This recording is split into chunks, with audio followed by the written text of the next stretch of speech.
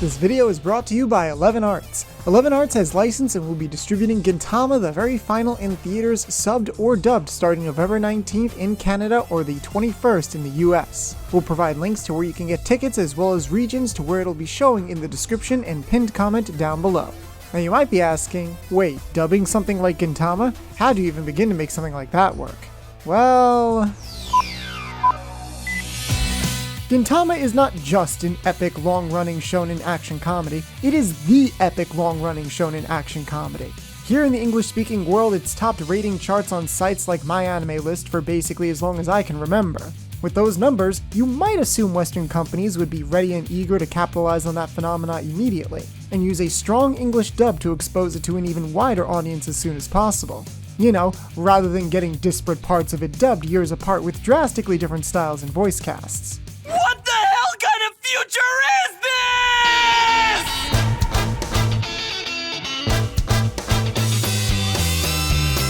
this? Little do some people know, but this would actually be the fourth, or rather third and a half-th attempt at getting Gintama dubbed in English. Why things panned out the way that they did, I genuinely don't know. Could it be because all the humor is so hard to translate? Did a monkey eat the dubbing contracts? Regardless, we should make note of this convoluted history and give you an idea of how this film stacks up.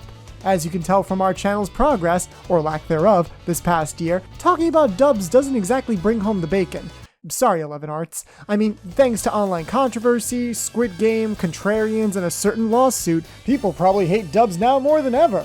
And of course, the only thing to help us through all the crushing stress and frustration that brings on is money, and lots of it.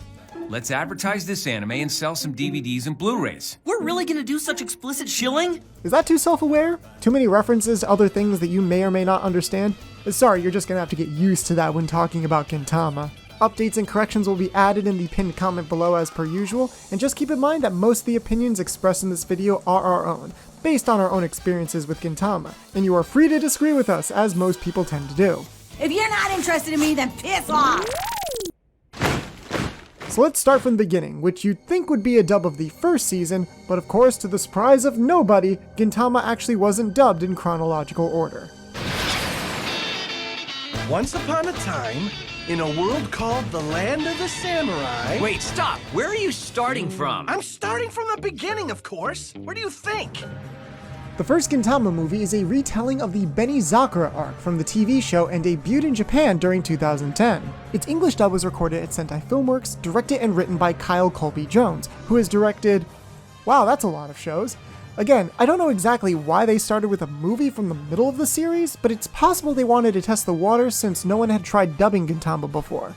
And one film would take less time and money than committing to several episodes at once. But while that's understandable, it is no less awkward, and yeah, that's probably the best word to describe this dub. But the TV series already ended in March. You know, which we didn't dub yet. Only hardcore fans who already know the premise will come anyways. I mean, seriously, who else would even care? It doesn't exactly start off swimmingly when the recap of the series itself was mistranslated. There's an alien named Amanto, who's a puppet of the Edo shogunate. I'm pretty sure it was the other way around, and there was more than one individual alien. Oddly enough, for being a retelling of the Benizakura chapter, no one actually ever says Benizakura in the dub. It's translated as Cherry Blossom, which I guess could be understandable.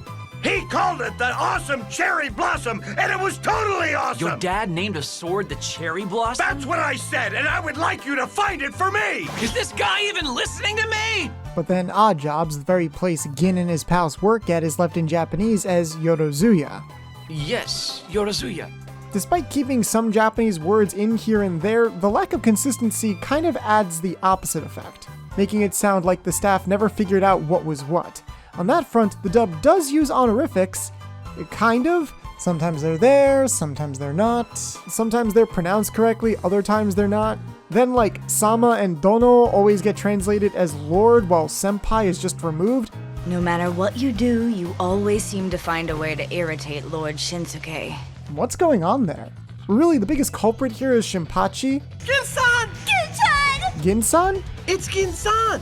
Ginsan? But Jinsan will kill us if we use it! Jinsen? Quiet! This guy mispronounces his own sister's name. Introduce yourself, Tetsuko! And sometimes they can't even say the name of the very city they live in correctly.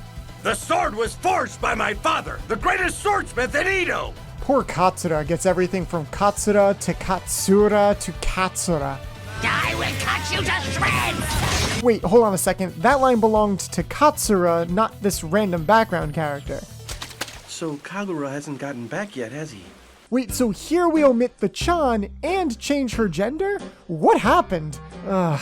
I know many of these are just isolated lines, but these little mistakes happen a lot over the course of the movie, so it does add up in the end. Even the performances are kind of a mixed bag. The cast features, at the time, regular Houston actors and stars Chris Patton as Gintoki. I guess he did hear me after all, didn't he? Honestly, at first we thought he would be one of the best picks to play an eccentric yet smartass character like Gin. He's really good at playing douchey characters like that. I mean, you use a litter box. How smart could you be anyway? Very smart! And you licked your own ass. Oh, I do not! But he's also good at making monotone or deadpan characters sound interesting. So please cooperate and bring out the plain rolls. Or else I'll shoot. Wait a minute! There is a fair bit of double casting in this dub, though a lot of that boils down to characters complaining at the end that they didn't get enough screen time, so who's to say what they would have been like in the long run. When there's extra flaps to fill, this dub usually fills it with an extra punchline. And you know, for a comedy like Gintama, that seems fairly warranted. But sometimes that extra humor goes to pretty weird places, and not always at moments you'd expect. What do you say we take ourselves a little breaky poo? Let's bust a move, biatches! And what about you, dickhead? Were you hit by a dickhead bomb or something? It can be hard to say sometimes, cause Gintama's humor itself is pretty out there. Check the dub for yourself to see what Kagura's running gag about bean burritos does for you. Not a lot of these dub actors are bad in the roles themselves, but like Gin, some of them can be pretty different from how they sound in Japanese, which could still be fine. Though whether it was down to casting or the direction, it doesn't really feel like any of them reach the same heights as the original. And to be honest, some performances straight up aren't very appealing. Why in the heck didn't you tell us about this earlier? Elizabeth, you know very well that Katsura-san would never let some random killer person get anywhere near him. Basically, they tried. It could have been way worse, but it could have been way better. Maybe that's unfair, because we're comparing an awkward first outing for these characters versus the bajillionth outing the seiyuu have had who could play them in their sleep. It almost feels redundant to compare the voiceover quality for this film, and maybe that comes with the territory of being the very first localization of such a big franchise. But even given that, there's a lot about this dub that could have been tidied up to make it much tighter as a product on its own. And it's a shame that they didn't get more of a chance to improve with time. We have only just begun. That also means they didn't get much of a chance to improve how they approach the other forms of comedy the series had to offer, such as long-running jokes based on wordplay or pop culture references. With movies, they need to get to the drama within the runtime, so there just aren't as many. All these actors and staff have done great work in other shows, but this dub's production wasn't really great. So let's look at how a different team dealt with all those tricky localization hurdles, and this part of our journey will take us to a place no mortal man has gone before.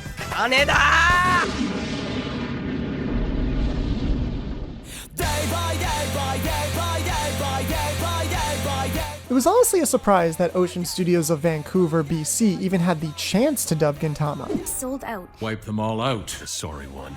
Canadian dubs used to be big, but they diminished greatly after the US dollar tanked and certain distributors went under. Also, can you stop that? In 2017, back when Crunchyroll was less known for commissioning dubs, they rolled out one for the 2015 series of Gintama called Gintama Degrees. Blaming your inability to read on a circle. But it's because of the circle! The ADR directors include Jack Cox of Beyblade and World Trigger, and the man himself, Carl Willems, who's helmed dubs like Jinro, The Girl Who Left Through Time, and most famously, Death Note. Our expectations were high, and while not all of them were met, it was undeniably an improvement from the last dub. What surprised me about this Gintoki was actually how similar he sounded to Chris Patton's. This room is a fortress to protect porn mags. In order for the room itself to hide the porn mags, it'll take out a layout that matches the porn mags. Well, that is just great! Give me a break, will you? That means something terrible, awful, and not awesome is gonna happen to me! I mean, it wasn't exactly identical, but it sounded closer to him than to the seiyuu Tomokazu Sugita. The guy delivers a lot of Gin's lines in his lower register, creating a strong sense of apathy, sarcasm, and laziness to make the characters sound like a real smartass. もう家賃を払わなくていいってことだな。And while Gin doesn't have that sheer vocal depth in the dub, well, occasionally he does. Damn self-righteous, spoiled brats don't know shit about hard work. We've already got one, the firstborn of a samurai family. He's still able to sound sarcastic and apathetic in his own way. I didn't break the clock. Just needs batteries. Isn't that hilarious? I watched some of the original sub stuff and got a feel for it, certainly, and I had to for the auditions, and I think that's one of the reasons I got the role is because I have a pretty good range of, like, you know, not only vocally, but I can do comedy, I can do serious, I can do everything in between, and dramatic and all, you know what I mean? Michael Dangerfield, aside from having one of the coolest last names ever, is a voice actor, on-camera actor, and voice acting teacher. Turns out Vancouver is a big hub for TV and film in general. While not all the casting was exactly spot on, overall I think the directors and engineers were able to translate their many talents into ADR nicely. Hands off, you damn dirty ape! Get your paws off me, you dirty ape! Well beyond just the Odd Jobs trio, this dub has a mix of great distinct sounding voices and dynamic performances. Whether it's reoccurring characters like Otai and her effortless delivery, or even one-off characters like Asaimon's really desperate sounding performance, as some of these great vocal portrayals really stand out. That's exactly why police need to go back to doing their jobs. And cabaret girls have to go back to doing theirs, yeah? Stop judging a book by its cover! You know nothing about my suffering! What, you couldn't learn Bankai or something, right? I mean, some parts like the flashback segments with the children were kind of weak, but many performances had a good grasp on Gintama style of comedy, both the deadpan... Could you let him you robot girl? ...and the over-the-top. Ah! She took my nipple! What have you done? And when? Now, the dialogue itself is very close to the subtitles, and occasionally you do get a line that's a bit stiff. But didn't Lord Matsudaira take us under his wing and look after us? But other times, the stronger actors can really make something good out of it. It's probably a testament to those actors and the director's work, and it keeps the script on track. Well, for the most part, and in a roundabout way, sometimes that closeness caused a fair few things to slip through the cracks.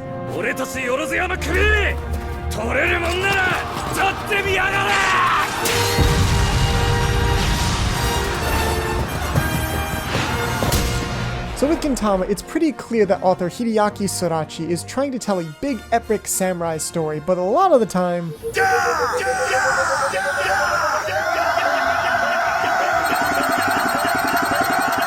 the tone is very self-indulgent. Sorachi even characterizes himself as a gorilla, kinda just doing as he pleases, making references to whatever the hell he wants, messing with his audience through tons of wordplay, and pointing out the series' real-world progress. Even the anime adaptation doubles down with its own developments. You really think the protagonist of an anime that airs in the evening is allowed to smoke? Do you want to waste your youth worrying about our animators and color coordinators? We should have ended with the second movie! You know, which we didn't dub yet. You broke the sound effect? Well, wham sounds really painful, doesn't it? But ham doesn't sound so bad, so it probably won't hurt as much. A lot of that wordplay and overall writing style was solved by translator Sriram Gurunathan, but some were definitely harder than others, like the mnemonics gag in episode 269. Nice. Sings a nightingale for you and Heian Kyo? No! He's saying we've saved up 7.94 million, honey. Let's move to Heian Kyo. What kind of mnemonic is that? Apparently that took him 3 days to get right. I don't know, that's just how deep the wordplay rabbit hole can go on this show. Our forlorn, sad society? Own and war? Wrong. One night for all signs of life to shatter, eh, honey? Own and war. Why do you keep asking Honey for her confirmation? To make a very long story short, you can broadly group the localization hitches into the ones that work just as well in both languages, ones that function the same in English, even if the type of wordplay is slightly different, and ones that just don't work without some kind of explanation.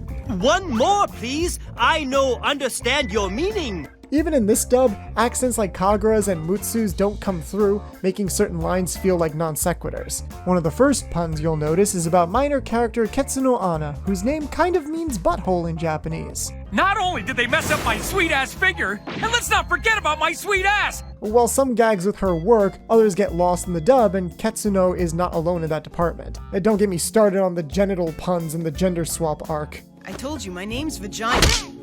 Just call us Ginko and Jubei. Then there's the cultural references, which can be just as much a mixed bag. You know, Joey, if you have to explain your joke or it's a reference, then it really isn't funny. You guys are no fun, let's just go in there. A lot of people will probably get all of the anime references to Naruto and Saint Seiya no problem. And this may be the closest Ocean gets to getting their hands back on the Dragon Ball Z dub. I can only see her as Kakarot! Toei Animation's totally gonna kill us! But then like Waka Daisho, Tuesday Suspense Theater, Junji Inagawa, L4U, Heijyo-kyo's high point was during Empress Genmei's reign. The capital went from Fujiwara-kyo to Heijyo-kyo in the Wado era. Then during Emperor Kanmu's reign in the Enraku era, he moved it to Nagaoka-kyo. One answer from longtime fans is probably that Gintama has always been enjoyed with obscured references for years, and even if you don't get them, just roll with it, because you could still learn all about that Japanese culture.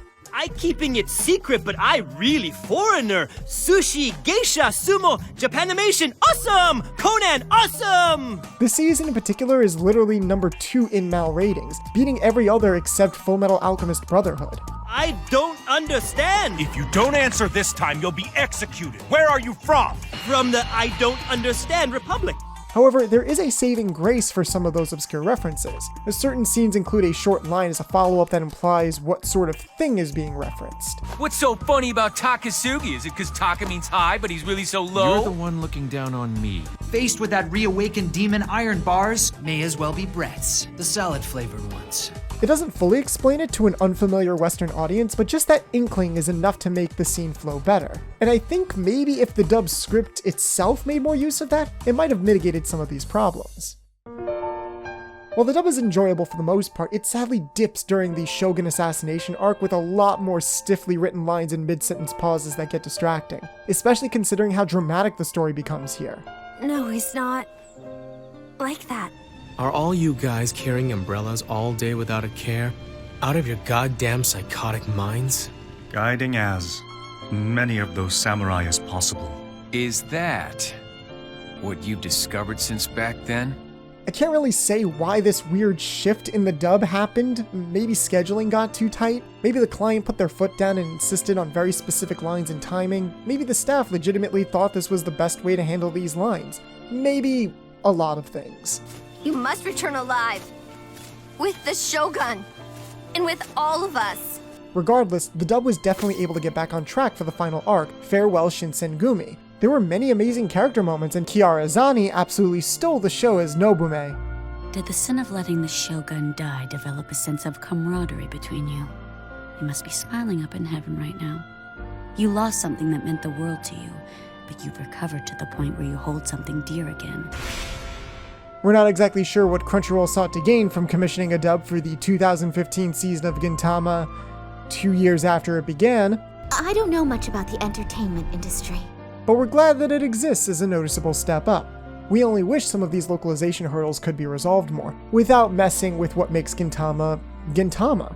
Maybe the best option would be a fresh start, actually dubbing the beginning of the series and developing a style over hundreds of episodes like the Japanese did. And that's exactly what the next step in Gintama's dubbing journey was, with a couple of slight twists. Enough is enough! I'm done with this crap! We're out of here! Universal Synergia Dubbing is a Miami-based recording studio that actually did the entirety of the first season of Gintama in English for Hulu. Despite that, it seems to be considered the black sheep of Gintama's localization history. Guys, have you got balls?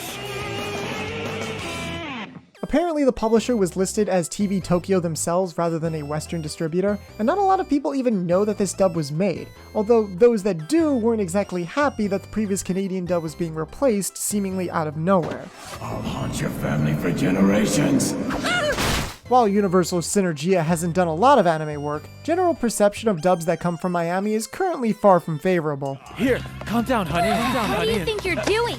Thankfully, it's a lot better than that. We could even go so far as to argue that it has some strengths that allow it to stand out from the dubs that came before it. This week's Gintama is structured differently, with 3 mini-stories like many family-friendly animations are. As much as I praised Michael Dangerfield's Gintoki for still retaining his sarcasm and laziness despite a different voice type, this dub gave us Rolly Gutierrez, who actually has a vocal depth that's much closer to Sugita. His performance was able to match the Japanese in a much more immediate fashion, and there's definitely value in that, especially considering that it's a little bit easier to make this comparison coming from a dub that actually starts at the beginning. Outside of Gin, there are other actors who match the tone of the original Japanese a bit more naturally. You should be careful not to be too reckless in life just because you're young too, little girl. Because life is very long, you know. I really don't want to hear that from a loser like you.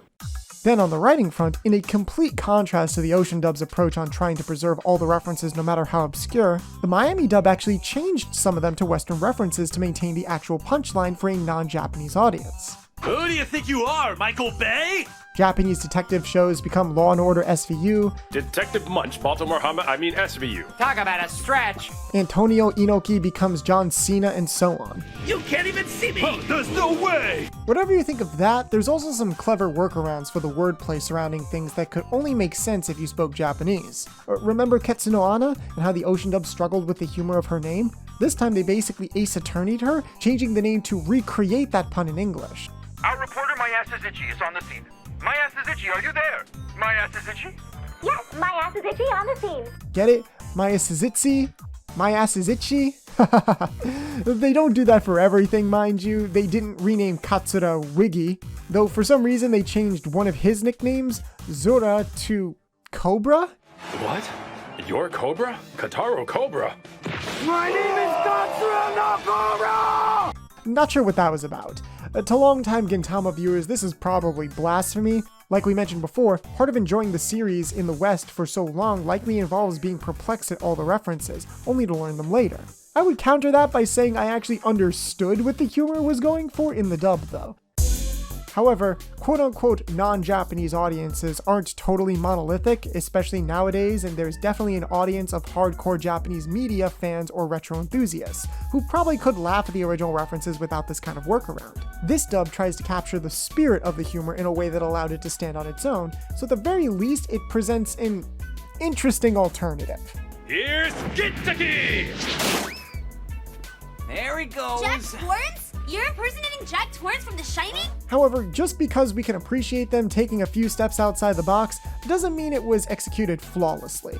In fact, it was probably done just as poorly as it was done well. If this dub was actually the first Gintama dub to come out and actually came out only a year or so after the series hit Japanese TV instead of like a decade later, I could see a lot more people looking forward to how it could progress in subsequent seasons. While the cast is certainly talented and the staff seemed aware of how much fun they were allowed to have with the material, other times, both the direction and writing don't allow those intentions to live up to their full potential. Some actors can't always keep up with the pace of the Japanese voices, which does lead to some start-stoppy delivery and occasionally mismatched flaps. One of the big ones for people is probably going to be Pachi's dubbed voice, which did make me laugh, but I get the feeling they were trying to portray him as sort of an archetypical nasally nerd rather than an innocent straight man.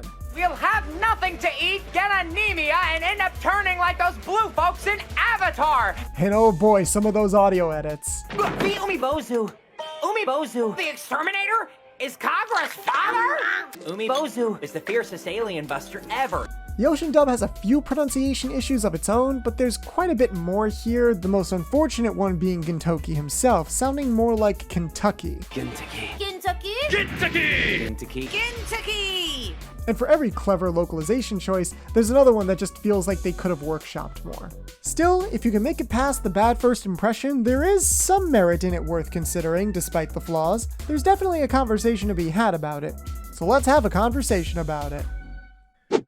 Okay, so I'm here with Abhi, who wrote and edited half of this mess. Yep, even after you made me cut like 3/4 of the wordplay and references discussion, here we are. 3 Gintama dubs, each with their own pluses and minuses, so to speak. Between the Ocean Dub that keeps all the references but loses some subtle things in its faithfulness, and the Miami Dub that tried to make those references relatable, and the Sentai Dub that's the Sentai Dub, is there a way to merge all these good bits together? Yeah, like I wish one day they could use remote recording to unite all the casts under a good director. But yeah, it's still gonna be hard to adapt, because if it's not funny, then it's not Gintama. But if it's too far removed from what Gintama fans have been familiar with for years, then it still kinda isn't Gintama. Yeah, the Ocean Dub is definitely better in the latter department. What to do? Reckon they should do a Super Milk-chan and make 2 separate dubs? Well, Gintama definitely lends itself to comedic liberties more than other anime, and I think that's why I appreciate certain things in the Miami dub. But some of those jokes would probably still be fine in English if you did them straight. Say it with me now. Some may say it's a good change, others may say it's a bad change. Like, I get what you mean when you say Gintama lends itself to that, but it's not like a full-on farce, right? Abhi. We still want to make it feel like it's a Gintama-style dub, not just random bollocks. Abhi. Maybe some dubs like Bobobo or Sergeant Frog got that right, but I haven't seen those yet. You'll still be annoyed that people are going to compare it to Ghost Stories or an abridged series, right? Yes, I'm annoyed that people are going to compare it to Ghost Stories or an abridged series. Okay, look, dude, if Gintama's dub sounds like an abridged series, then maybe that's because Gintama in Japanese sounds like an abridged series. Now we're gonna go to hell. ジャ政権レッツダンシングオールナイトライジングスペシャルウルトラミラクルスーパーマリオブラザーズセカンドエディションルイージの逆襲ディレクターズカット。とにかくこのアニメの魅力を上げていきましょう。特にない。悲しいよ。次のカット、貴様の顔面に鳥の糞が直撃することを読むよりたやすい。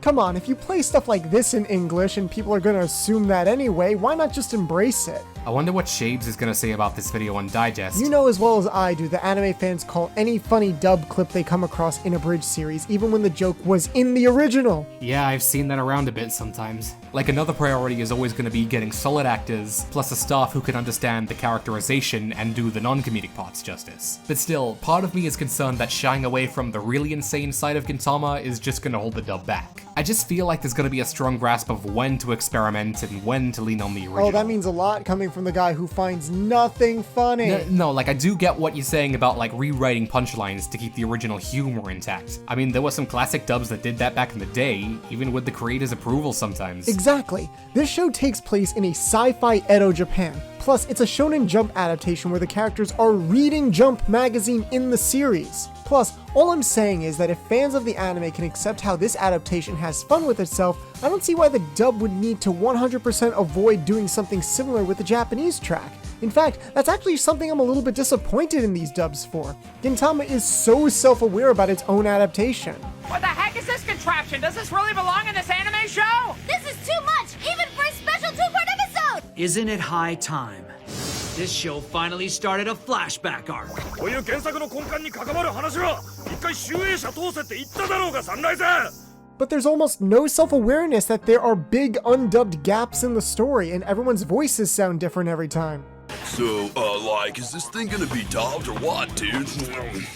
Heck, remember all those puns and references that get lost in translation? Maybe the fourth wall is the answer. So, if it's impossible to make the joke work in English, you make the joke about how the joke can't work in English. Here's how Jesse from Zana in Canada put it. I don't know about you, but I feel that there was some missed opportunities for meta humor. Just like, you know, there are times when, you know, they really could have, like, added to the jokes and point out how obtuse or obscure certain things sound in English. I personally question anybody who insists that they understand all the references in Gintama. Okay. As long as they're quick and don't drag too much in the scene, it might work in some spots. This is probably one of the few shows where you could actually do that stuff. So I guess those are some crackhead theories for how to make Gintama work in English. No idea if they actually help. Now to see what they actually did for the final movie. The 3.5th English cast for the franchise. Why do you guys even listen to us? We barely know any Japanese, and can't voice act for our lives. 11 Arts commissioned Sentai to do this dub, but they didn't just use their own cast from the first film. Instead, going for a bit of a mix by bringing in the Odd Jobs trio from the Ocean cast while everyone else was composed of Sentai regulars. Hence the 3.5th dub, if you will. From what I personally gathered on social media, the Ocean dub is by far the best received dub of the lot, so maybe this had something to do with fan demand, even if it was just 3 actors. Besides, technically this isn't unprecedented. Back in the day, Sentai's predecessors, ADV, got some of the Vancouver actors for Soul Taker mixed in with their local actors when they dubbed the Nurse Witch Komugi spinoff, and it's kinda surreal to know that some of these actors haven't appeared in the same cast together since then. I do miss some of the other casts, but returning Sentai actors have definitely improved from their appearances in the first film, and the localization is much more organized. Maybe it's because a film has less time to go off course than a 50-episode show, but this feels like the most uniform dub of Gintama so far. Early on, some dialogue still had some of those mid-sentence pauses, but it mostly gets better as the film goes on. There's actually a brief reference to a punchline from back in the Sentai dub if you listen close enough. When it comes to these super obscure wordplay and references, again, as a movie they didn't have much time for that. The dub's approach wasn't fully consistent, but the funny parts still felt pretty funny. Look, you'll have to watch it yourself to see what we mean without us spoiling it. Speaking of seeing, you'll be glad to know this theatrical run of the film did a great job integrating translated text whenever Japanese writing appears on the screen. While these actors did a good job with the direction they were given, that direction wasn't always in lockstep with the Japanese. There are a few times where Gin sounds simply wistful and nostalgic in the dub, but in Japanese it sounds like he's on the verge of tears, and maybe that was inevitable. アニメ銀玉もうこれで終わっちゃうあるか For the Japanese cast, this is the end to over a decade's worth of Gintama, but when it comes to the dub of the very final, it's essentially a microcosm and gateway for newcomers into the wacky world of Gintama in English. If you've never watched this franchise in English before, you might be asking, well, why should I start now? Especially when there's no guarantee this franchise will be dubbed like this film was. And my response would be, I can't think of anything more Gintama than starting with the end. Who knows, if the film is successful, maybe it'll act as our next fresh start to whatever's in the future for Gintama dubs, but only time will tell. The point is, this film represents something a little bit different for a wide breadth of anime fans, so whether you're watching in English or Japanese, we think it's worth your time, as a send-off of the franchise, a celebration of the anime adaptation, and an acknowledgement of the wild localization ride that got us to this point. I'm done with this shitty reunion, okay? With that said, thank you again so much to 11 Arts for sponsoring this video. You can catch Gintama the very final in theaters, subbed or dubbed, starting November 19th in Canada or 21st in the US. We'll provide links to where you can get tickets as well as regions to where it will be showing in the description and pinned comment down below, along with any corrections or updates we might have missed in this behemoth of a video. If you've watched any of these dubs, we'd also love to hear your thoughts in the comments. How would you handle a dub of Gintama if someone asked you to do it? Saying you leave it sub only is cheating. If we have to think about it, then so do you. And if you're from the future, what did you think of the movie? Who's your favorite Gintoki? And let's keep the spoilers to a minimum. Thank you all so much for watching, and be safe out there at the theater. This has been the Cartoon Cipher, and until next time.